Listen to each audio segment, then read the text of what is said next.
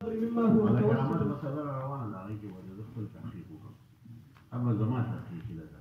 يعني الأكابر للسنة والجماعة الموافقين شرف. واعلم أنه لما كان أحوال القبر مما هو متوسط بين أمور الدنيا والآخرة أفردها. بسم الله الرحمن الرحيم. اللهم صل على محمد وعلى آل محمد كما صليت على إبراهيم وعلى آل إبراهيم إنك حميد مجيد. سبحانك لا علم لنا إلا ما علمتنا إنك أنت العليم الحكيم. قال المحقق الثاني الإمام سعد التفتازاني رحمه الله تعالى ونفعنا بعلومه الزاخرة آمين. واعلم أنه لما أمور الدنيا والآخرة أفردها بالذكر. تاسو په خدمت کې دا خبره ما سابقه کې عرض کړې وه چې علامه جلال سیوطي رحمه الله یو کتاب شرح الصدور في أحوال الموتى والقبور ولیکو. دویم کتاب یې ولیکو البذور السافرة في أمور الآخرة، د آخرت د جنت او دوزخ په احوالو. په دې د ابن قیم صاحب کتاب هم ښه دی، رمز نظر د هغې د یو تفرد ګڼم چې هغه د ابن تیمیې صاحب تفرد هم دی او هغه دا چې په جهنم به فنا راځي. نو هغه روایت هم پکې شعره دی د ابن قیم صاحب، خو د هغې نه رمز نظر عمومي لحاظ سره یا که نور پکې تفردات وي عمومي لحاظ سره هغه کتاب هم ښه دی. د ابن قیم صاحب د کتاب نوم دی هادي الأرواح إلى بلاد الأفراح. هادي الأرواح إلى بلاد الأفراح. کله چې علامه سیوطي صاحب دا یو کتاب ختم دویم کتاب ختم کړ دی وفرمایل چې د آخرت په امورو مې کتاب ولیکل، علامات او اشراط مې کتاب نه دی لیکلی، د درېیم جلد به زما هغه یو تتمه وي. ژوند ورسره وفا ونه کړه. د دې وجې نه لکھنوي صاحب فرمایي کم حسرات فی بطون المقابر، څونه حسرات د مقبرو په دې خېټو کې پراته دي. ډېر علما داسې په حضرتونو باندې مړه شو، دا کار به کوم مفاد شي. علامه عبدالحی لکھنوي صاحب په شرح وقایع باندې دوه شرحې شروع کړې. یو وړه شرح عمدة الرعایة فی شرح الوقایة او دویمې طویلة الذیل مضبوطه شرح شروع کړه السعایة فی کشف ما فی شرح الوقایة، او دا به وي چې انشاءالله دا به زه پوره کوم، لیکن د هغې د اتمام نه مخکې وفات شو. نو عمدة الرعایة چې دا دوه جلدو باندې ولیکله، کتاب النکاح او مختصرات او اخري بیا دوه جلدونه نور علما وکړه. تاسو چې کوم داخل اللسان پخوا خو مونږ د اول جلد به وایي دویم نه. مولانا ابوالحسن نظري صاحب او علامه بنوري صاحب وایي خو د شرح وقایع دا شرح د لکھنوي صاحب السعایة مکمل شوی وی لکانت موسوعة من موسوعات الاسلام. دا به د اسلام په انسایکلوپیډیا کې یوه غټه انسایکلوپیډیا وه. خو بس وفات شو. کم حسرات فی بطون المقابر. پوه شوه؟ کله کله داسې ولي چې د هغه دا خبره الله پاک پوره وکړي، سوال وکړي الله. چنانچه حضرت ثاني رحمت الله علیه آخري عمر کې و. بوادر النوادر کتاب د ده په آخري کتابونو کې دی، ډېر شاندار کتاب دی او اوس پرې د هندوستان نه تحقیق هم وشو. نو کاغه نسخه چې د چاته میلاو شو ډېره بخښي. نو بوادر النوادر چې پوره کړو وایي چې یا الله مړ دې شم بیا خو مخکې دا لیدل غواړم. چنانچه وي دا کتاب چې مطبعې ته لاړو او چاپ شو راغی او د ثاني صاحب د سترګې یخې کړې، د هغې نه بس بیا وفات شو. پوه شوه؟ زمونږ او ستاسو اکابرو د الله پاک دا یو همت ورکړو چې تصانیف به ورته نه وو، لیکن کتابونه یې شاندار لیکلي وو. بوادر النوادر چې ګورې نادر حواله جات دي. اوس خو د کتابونو برمار دی، زه چې کله د خپلې مکتبې نه سوچ کوم په یو موضوع باندې 20 کتابونه 25 کتابونه 100 کتابونه داسې په یو موضوع شو. حیران شوم، یو وړه مسله باندې عربو کتابونه لیکلي دي. دا مسله چې ده صدق الله العظیم چې د تلاوت په اخره کې وایي د دې شریف څه حیثیت دي. یو 3 تصانیف زما مکتبه کې صرف پدې دي، ځکه دې باندې غیر مقلد اعتراض کوي دا بیدات دی وغیره ذلک. ورنه یو وخت داسې و وی د علامه ګنګوي صاحب چې دی په سترګو باندې اخره کې ړوند شوی و، موتیه مرض ورته راغلی. نو دا دارقطني نه و چاپ، سنن دارقطني 6 جلده کې نن سبا چاپ وي. دا چې کله چاپ شو نو مولانا یحیی صاحب ورته شه دا خوشخبري ووروله. نو ده وایي چې زه افسوس کوم چې دا مې په خپلو سترګو ونه لیدو، خو وروړه زه پرې ګلاس وهم چې دا تصفح یې وکړم، د پاسه پرې لاس وهم چې دا شوق مې ونه لیدو. او دا دغه چې و البدایه والنهایه د علامه شبلی نعماني صاحب ژوند کې دا نه و چاپ شوی. سید سلیمان نظري صاحب لیکلي دي چې ژوند اخري حصې پورې مولانا شبلی نعماني صاحب دې کتاب پسې ارمان وکړو. په کوم پسې؟ البدایه والنهایه پسې.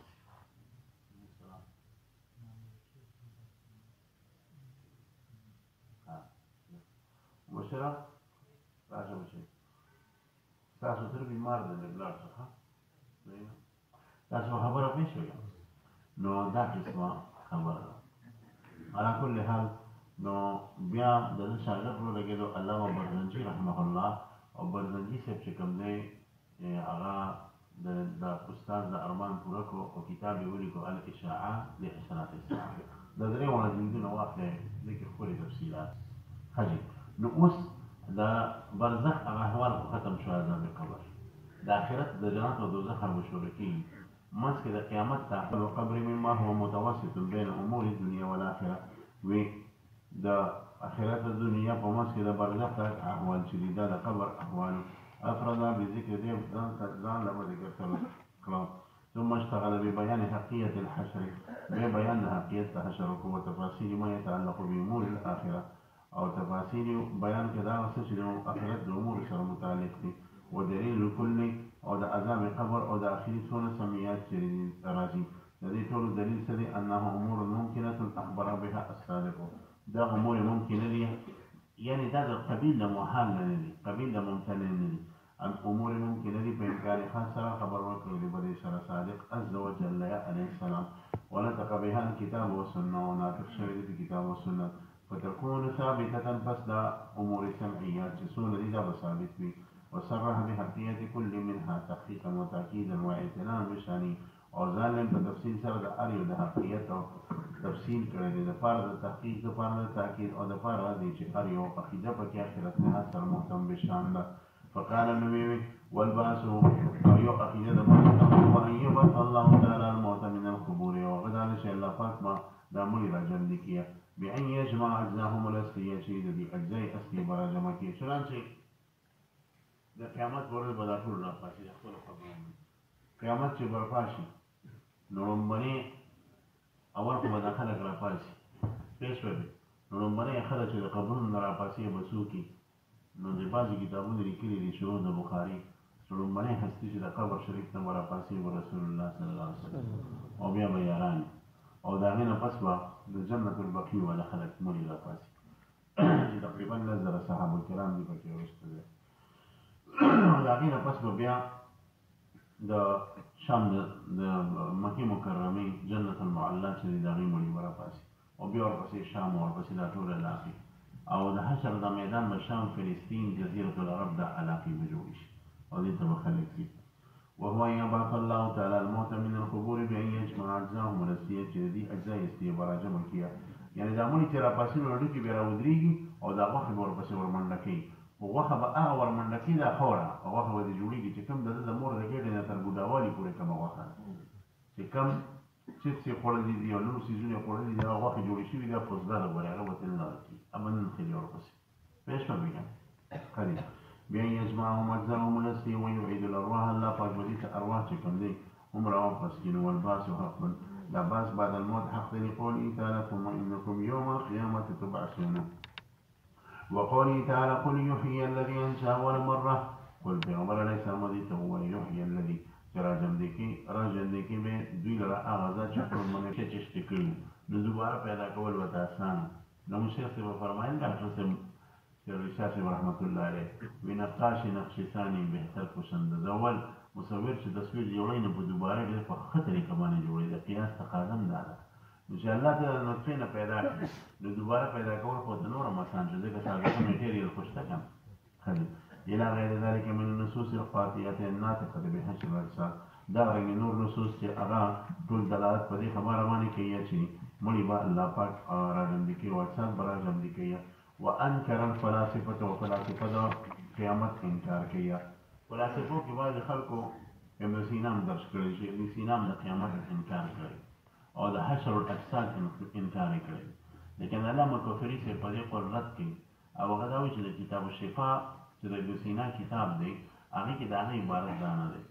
بلکې هغه دا وایي چې حشر د اجسادو والا عقیده زه منمه خو دلایل نقلیو سره منم دا په عقل سره نه ثابتېږي صرف هغه دا ویلي دی نه دي ویلي چې د حشر د اجسادو د سره نه انکار پرون یو بل شخصیت ما ته ټلیفون وکړه چې د ابن سینا باره کې څه عقیده ده ما ورته وویل چې کتابونه دا لیکلي چې دی اسماعیلي مذهب باندې او بعضې ورته باطني لیکلی خو مزالق الاصوليين یو کتاب دی د ابن الوزیر الیمانی څه نوم یې مزالق الاصوليين هغه کې ابن الوزیر الیمانی لیکي او دا خپل غیر مقلد دی او هغه دغه سره صف مخالف دی چې دا خبر لیکلی څه حیثیت یې شته وی اخره کې دا توبه کړې وه الله پاک نو که ابن سینا دا نقل ثابت شي چې اخره کې الله ته توبه کړې وه دا به ډېره ښه وي پوه شوه پېژنه وانكر الفلاسفة حشر صار انكار في بناء على امتناع اعادة المعدوم بعينه اغوي اعادة المعدوم بعينه ممتنعات دا نشي کېدای چې کوم انسان مړ شو په قبر کې شو دوباره د راپاسې دا د ممتنعاتو نه ده ما انه لا دلیله علیه یعتد به سره د دې نه شي په خپله خبره معتد به دلیل نشته دې سره غیر مضر بالمقصود دا غیر مضر دی په مقصود سره ځکه فلاسفه دا وایي چې بعینه هر وجود نه راپاشي دوباره نو موږ خو بعینه هر وجود نه یادو کوم وجود مړ شو لکه کوم وجود چې کوم دی مثلا مړ شو اوس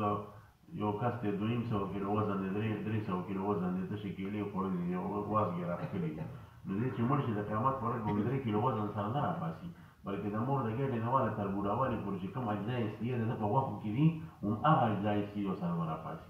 پوه شوه پرې که نه نو فلاسفه خو دا وایي چې بعیني دا وجود به راپاسي موږ دغه زموږ له نقصان نه راکړي ستاسو دا عقیده تاسو یې ساتئ بس تاسو پوه شوه خدای پوه شوه زموږ موقف دا دی چې اجزای اصلیه به د قبر نه راپاسي او د دې تاسو منکر نه ځکه تاسو وایئ چې مړی بعینه نه راپاسي او موږ وایو چې اجزای اصلیه به یې راپاسي نو قدیما ترخل وجوړېدي شي دواړه جمع کېدي شي قدي لأن مرادنا أن الله تعالى يجب هذا الشيء الله پاک به د قیامت په ورځ د مړي اجزای اصلیه راجمع کړي ويعيد روحه إليه او روح به د بدن ته واپس کړي سواء سمي ذلك إعادة الموضوع معدوم بعينه ولم يسمى اوس برابر خبر ده کو دې ته اعاده د معدوم بعينه او لم يسمى او کتنوي دا ستاسو خبره پېښ وکړئ وبهذا يسقط ما قالوا زمون په دې ما قبل تقریر سره دی او هم اشکال جواب وشو اشکال دا چې یو کس سړي خور ده او انسانان خوري پېښ وکړئ په دې ځنګل کې یو باندې اوسي اوس کوم مشکل ده خو به داسې وو نو هغه سړي خور راولګېد او یو بل انسان د راټینګ کو مثلا زیاده او زیاده وخوړه چې زیاده کله وخوړه خو به بر بیټ باندې پېښ وکړئ نو د زید اجزا راغلو د دې امر چې سړي خور دی د جسم ته او د امر جسم ته د قوت میلو شو وینه هم ته جوړه شوه غوښه هم ته جوړه شوه ټیک شو اوس د قیامت دې دواړه مړه شي د قیامت په ورځ کې راپاسي نو امر که د خپلو تمامو اجزاو سره راپاسي نو زید به نیمګړی راپاسي او زید که د تمامو اجزاو سره راپاسي ځکه غوښه خو د امر خوړل دي که نه او هغه په جسم کې معلوم شوي د هغه غوښه ته جوړه شوې ده اوس پوه شوه بېګا نو بیا به زید نیمګړی راپاسي او که زید د پوره اجزاو سره راپاسي نو بیا د زید امر چې کوم سړي خور دی هغه به نیمګړی راپاسي ځکه د هغه د جسم نه به غوښې راکمیږي او ده پسې به خپلې غوښې نښلي صحیح نو د ماقبل تقریر نه دې جواب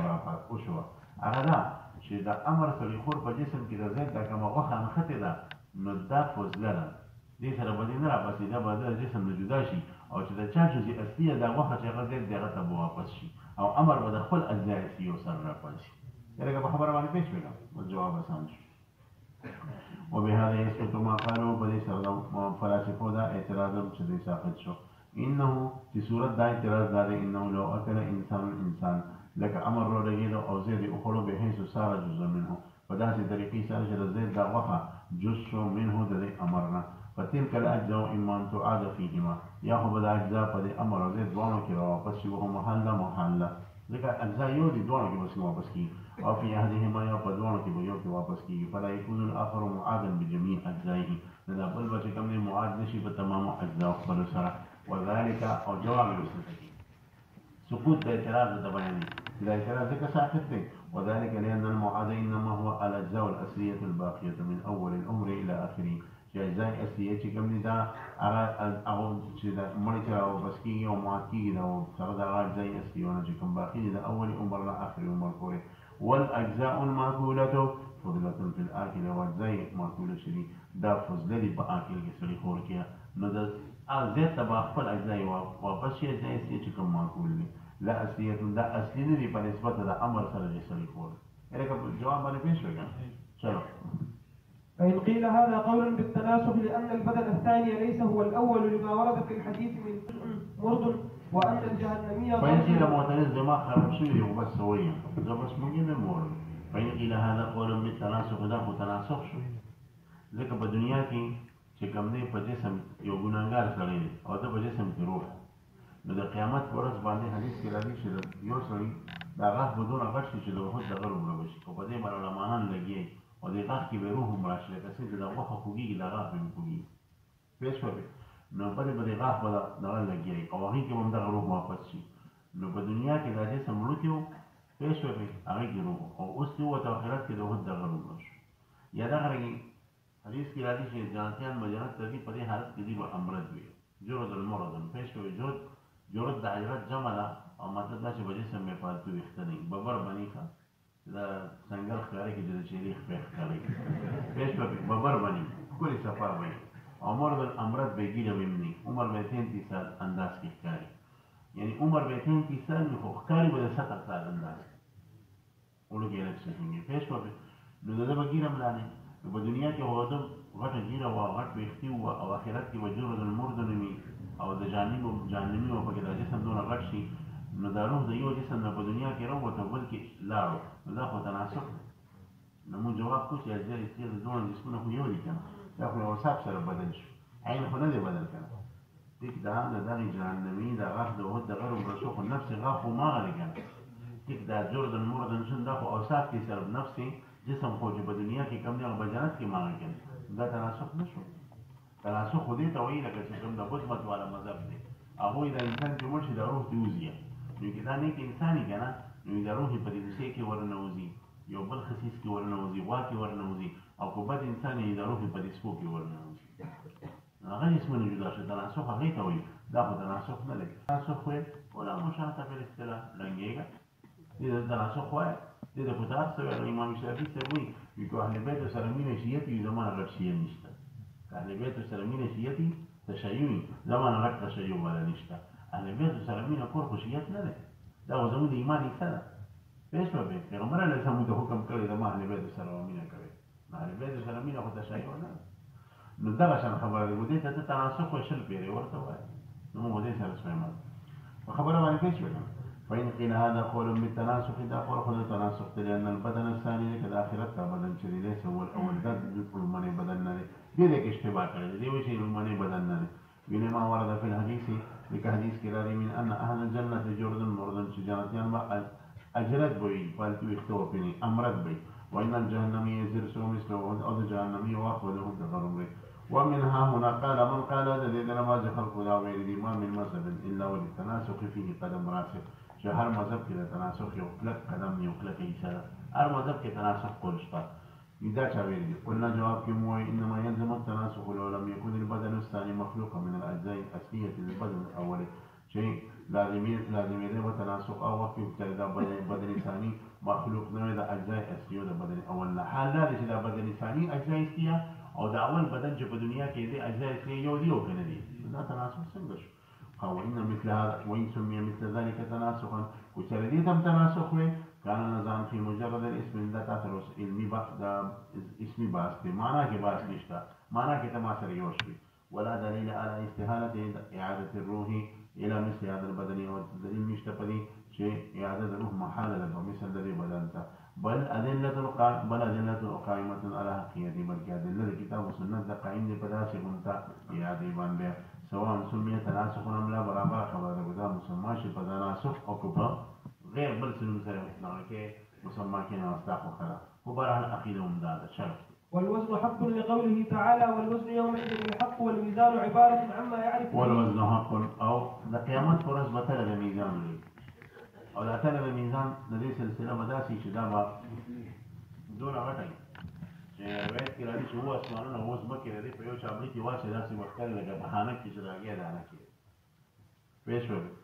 او د دې نیمون کې جبرئیل علیه السلام او په دې باندې کې روان میکائیل علیه السلام. میکائیل علیه السلام په ټولو فرشتو کې مشر فرشته ده. دې کې اختلاف دی چې رأس الملائکه څوک دی، رئیس الملائکه، بعضې حضرات وایي چې جبرئیل دی او بعض وایي چې میکائیل دی. نو د دې نه هم پته لګي چې نګران به هغې نو هغه به میکائیل علیه السلام مشر ده ځکه به نګران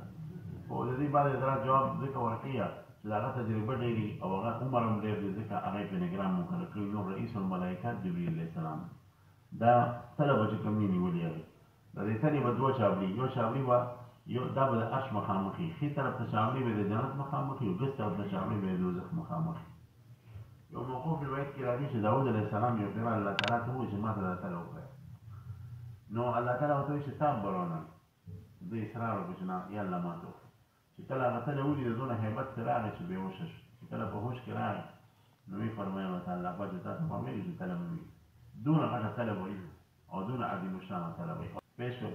لکه تاسو خیال وکړئ هغه غټه نه غټه تله وړوکي وزن نه ښیي. د لرګي تال ته لاړ شي هلته چې کومه تله لګېدلې نه هغه تله یو ما سره سرو زرو وزن نه ښیي. پوه شوه بېګانه؟ لیکن دا د ذرې برابر وزن هم تاسو ته ښیي. پوه شوه؟ الله تعالی د دې تلې په هغه حساب کتاب کې مونږ کامیاب کړه. او بیا زره کسان چې دي هغه به وي بغیر حسابه کتابه جنت ته ځي، د هغې اعمال به نه شي تللی، هغه چې د هغو په عملنامه کې به د سره ګناه نه وي. والوزن حق الانبیاء کرامو اعمال به نه شي تللی،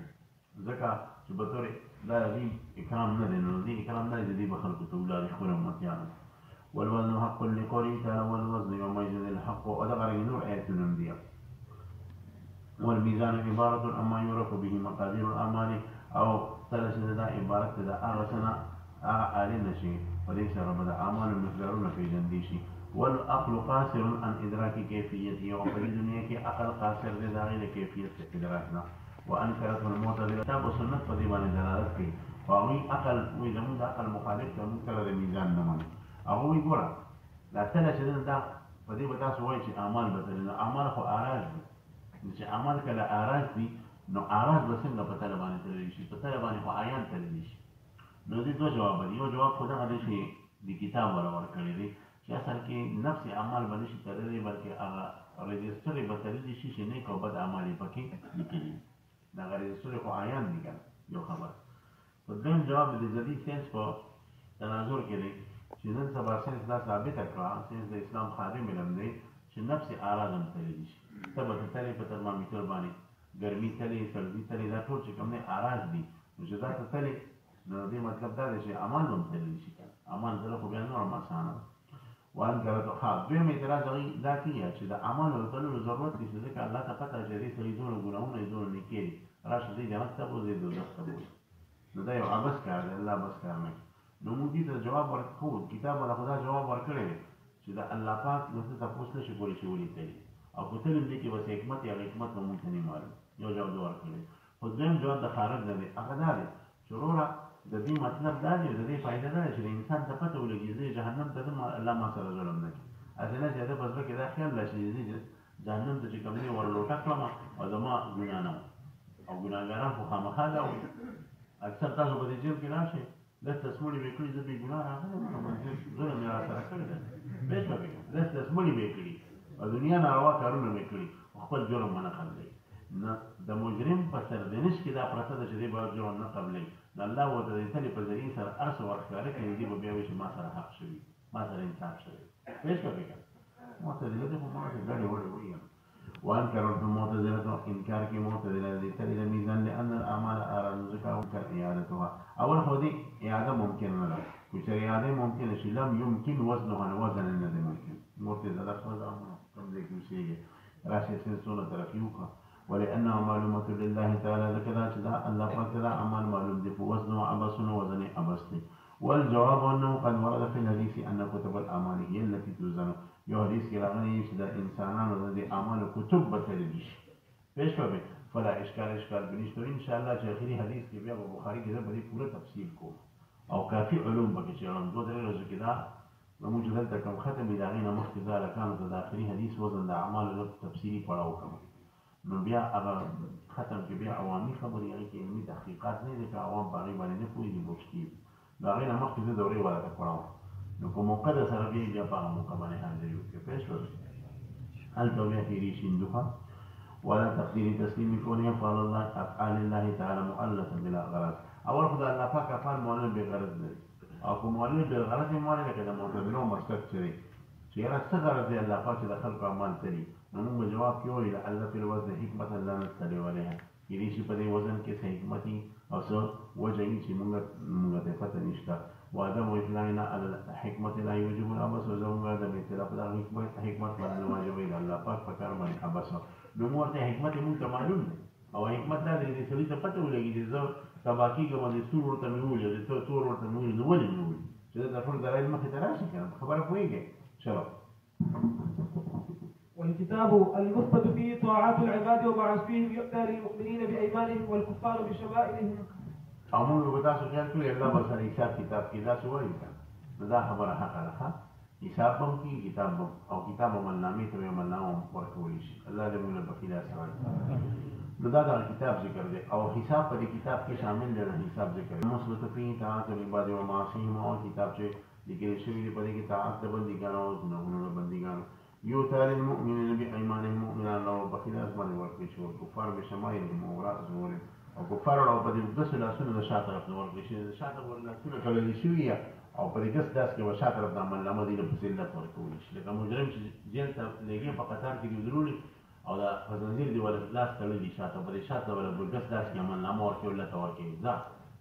پېښ وکړي او جنتیانو له وزیر په خیره سره په عزت او په اکرام باندې عمل نامه ورکول شي الله دې موږ د خیره اسلام نامه نصیب يؤتى للمؤمنين بأيمانهم والكفار بشمائلهم ووراء ظهورهم حق داخلهم هكذا لقوله تعالى ونخرج له يوم القيامة كتابا يلقاه منشورا بقى الكتاب ذكر وقوله تعالى أما من أوتي كتابه بيمينه فسوف يحاسب حسابا يسيرا وسكت عن ذكر حساب المصنف لكتاب فذكره لحساب على حركة كتاب حساب يا حساب كتاب وي اكتفاء من الكتاب اكتفاء ينكر بكتاب بني وأنكرت المعتذرة حساب كتاب ومعتذرة إنكار كي زعما منهم أنه بسنا ديدا قمان كذا بس والجواب وما مر جواب يتير شنو دو جواب هذا شيء الله پاک په دې کې حکمت یې او دیم جواب دادی چې حکمت پکې دادی چې پته خلکو ته ولګي دونه می ګناونه کړی دي دونه می لا تعالی ټول مزداغي سزا راته ملاوي او دا انسان هډه ایرون کړي نو دا بار سیږي نو په ارڅ کې وځي کوم دی الله پاک مخې ته کې چې دا خبرې ده خو الله پاک په عمر آیات کې فرمایي کنه چې ما له هذا الكتاب لا يغادر صغيرة ولا كبيرة إلا أحصاها شرط والسؤال حق لقوله عليه السلام إن الله يؤتي المؤمن فيذر عليه كلفه ويشكره. والسؤال حق أو سؤال جواب حق لقوله تعالى إن الله يؤتي المؤمن الله پاک بدا بنده مؤمن ځان سره نږدې کی او قرب معنوي سره فيذر عليه كلفه كلف دوت لما غير وزاري توي دا بچی چې ځان سره نږدې کی دا وزاره په ورخواري کی نو د رحمت دلیل دی بچی سره څه مینا کوي چې بچی نه خپل ځان دلاندې نه پریږي کنه نیاز او کلیف او معنا دا چې الله پاک به خپل قدرت د رحمت متوجي کوي اس پر پټ پټ دا مان ويقول وتوي بيو يقول ابو تشمار وای کنه دا دې کړي ودا دې کړي ودا د شرم مسات کته کړی او دې مو چې غاښ شو الله به بیا وي د ټول مې تمام تا باندې مې په دنیا کې پردا شولې و د دلته باندې باندې پردا واچو تعظیم الله ولو يحسكيلا الله پاک دې موږ خپل رحمت په صادر کې پټ کړي او موږ دې په خپل ګناهونو کې نه راټولېږي کمزور فيقول أتعرف ذنبك كذا أتعرف ذنبك كذا لا جناح فيني فيقول نعم أي ربي إيه الله لا تولي من كل جماعة شرم سالم حتى إذا قرر بذنوبه الذي دخل الجول جناون إقرارك ورأى في نفسي أنه قد هلك وزنت رسولك يرضى كباشم هلاكشم قال الله عز وجل له فرمي سترت عليك في الدنيا مهرباني پرداش شوی وانا اغفرها لك اليوم او بنظر ذات مغفرت کوما فيؤتي كتابا سنتين دل بدن کو او کتاب عمل لمور کشي واما الكفار والمنافقون هرچ كفار ومنافقين دي معلومه شو داخلي سونه اهمیت منافق مراد منافق اعتقادي دي دا مخکنی سړي کافر نو منافق نو عملو کې کمزوري و بيوم به الله پردا واچي کو چې کافر شو منافق شو عقیده ګره وړه شنو غلط دی بس واما المنافق واما الكفار والمنافقون فينادى بهم على رؤوس الخلائق تمام انسانيت مخطبه فدي چروالي شي هؤلاء الذين كذبوا على ربهم دا کسان چې په خپل رب دروغ وي على لعنت الله الى الظالمين بشکا خبر ده لعنت الله پاک تعالی باندې موږ دې دې بده کې دینه بچ کیه ولا حوز حق الحوز حق دی ګوره ترتیب بداتي علماء محققین فرمایي چې اول بدا میدان حشر کې بدا سره د میزان لګیدل اول خو حساب کتاب نه شروع کیږي چې شروع شي تر د میزان نه تر د میزان نه پس به کوم دی بیا پولیس سرات تر د میزان کې به جهنم او جنتی پته مولېږي خو بیا هم پولیس سرات باندې به هر کس تیریږي نو د جهنميان به چې کېدي شي مړه به تیر شو الله معاف کړي پېښ نو په دې توري نه تیرې وختره نه لري په دې مبارک کسان د بجلی د پړق پشن باندې تیر اس پشن باندې به کمزوري من ولا په خړپوز بل حدیثو کې راځي صحیح احادیثو کې جديد د پاسه وکړه علی لګیدي کله د اصحابه کولډي چې ابدا د بر نه راځي او په دې براتيري دي دا چې په دې ټول د پاسه براتيري او جشي دا جشي به تاسو پیژنئ به دغه کې که جشي به غټ غټ لګېدلي دي اوسپنه ابه راځي چې کوم جهنمیان دي به نه بچ کېږي نو بعضې جهنمیانو په دې مرۍ کې به ورځي او اوږدکې به جهنم ته به وځي او بعضې به هغه جشي به ځان سره وي او ښکته به وځي او بعضې کس به دې بچ کېږي د ایمان موافق چې چا ایمان طاقت وري نو بل طرف ته به دې وځي نو چې بل طرف ته لاړو نو دې به اوس جنت ته ځي نو هغه به حوض کوثري او هغه حوض کوثر نه رسول الله صلی الله علیه وسلم په خپل لاس مبارکو د جنت په مبارکي چې د هغې نه پس به د نه ختم شي د هغې نه پس به د بالکل تر نه لري د جنت په اوبو کې دا کمال دی او بیا به اوبه څکي خو هغه به د تلفظ دپاره دی شوی د هجرت په واقعاتو کې راځي چې ام ایمن رضی الله تعالی عنها یو صحابي نو دا مکې مکرمې ته روانه او هجرت یې کړو ځان راوځل تیاره شوه او روژې نیوله او سخته ګرمي وه بل اسمان هم شولې ویشتې ځمکې او د روژه ماتي دپاره دې سره نه کجوره او نه اوبه وې سخته تږې وه ډېره زیاته نه ډال وه زنانه وه کمزورې وه الله نه یې سوال وکړو یا الله زما خو روژه وه او دا روژه زه په څه ماته کم ډېره تږې دا دعا یې کوله دې کې د اسمان داسې کشاره جوړ شو وایي که د اسمان یې اوبو کله ښکته شو کرامت دی ابوکر رانږدې شو خو یو اوبه یې پکې تازه او بل دې پرې خوله کېښوده هغه اوبه په غوړ غوړ باندې پوس کړې او مړه شوه او د هغه اوبو په طاقت بیا هم رسېده مکې مکرمې ته وایي د هغې نه پس هغه تر مرګه پورې بیا نه وتېږي شوې شه وایي هغې به په سختو سختو ګرمو کې روژې نیولې چې تنده راته ولګېږي تندې د روژې خپل خوند دی خو بیا ورته تنده نه لګېده تر مرګه پورې ورته بیا ښه تنده نه ولګېده پوه شوه په خبره کې نو د جنت په اوبو کې دا کمال دی نو بیا چې ته اوبه څکې دا به د تلذذ دپاره یې ښه ولحوض حق لقوله تعالى إنا أعطيناك الكوثر ولقول عليه السلام حوضي مسيرة شهر زما دا حوض به د یو میاشت په فاصله باندې یعنې چې یو میاشت ډېر چاپېره څوک سفر وکړي د دې ګوتونه به معلوم کړي وزوایاه سوام د دې ګوتونه برابر دي ما هو ابیض من اللبن دا تشبیه په هغه سپینوالي کې ده یعنې په هغه